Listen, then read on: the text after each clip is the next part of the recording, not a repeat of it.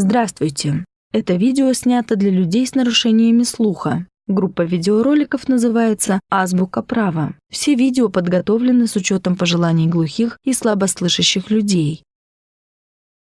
Мы постарались, чтобы жесты и слова были понятны каждому человеку, у которого есть инвалидность по слуху. Мы будем говорить на жестовом языке. Внизу экрана вы можете прочитать субтитры, а для слабослышащих мы добавили голос. Наше видео сопровождается иллюстрациями, которые помогут вам лучше понять соответствующую тему.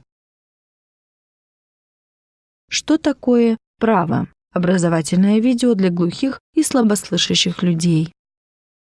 В этом видео мы расскажем вам о том, что такое право, его значении в жизни людей. Что такое право? Почему это важно в жизни каждого человека, каждого общества, каждого государства?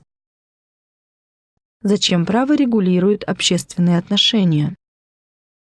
Право – это система правил, которые обязательны для всех людей.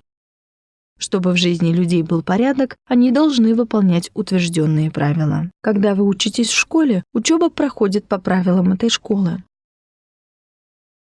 Когда вы работаете на предприятии или в организации, ваша работа тоже регулируется утвержденными правилами. Наша жизнь регулируется различными правилами. Но есть такие правила, которые обязательны для всех, для детей и для взрослых, для студентов и пенсионеров, для учителей и депутатов, для тех, кто работает и безработных.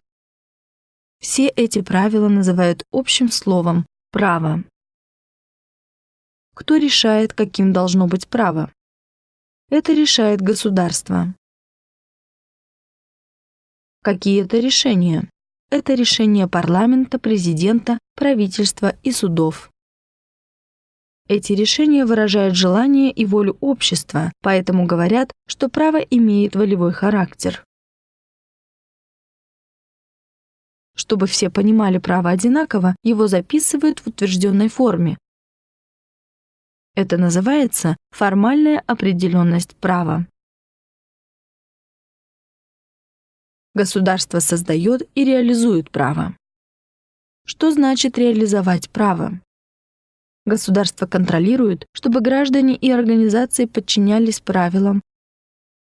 Это называется реализация права. Чтобы люди знали, какое в стране право, государство создает обязательные правила,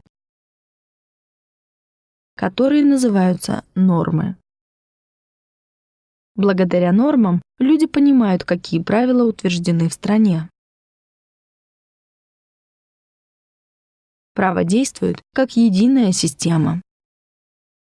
Право состоит из решений государства, которые называются акты. Все акты используются как части единого целого. Акты дополняют друг друга. Акты имеют иерархию. Это значит, что один акт подчиняется другому.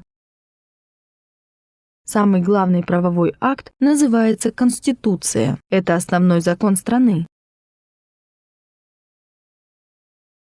Система права подчиняется Конституции. Благодарим за внимание.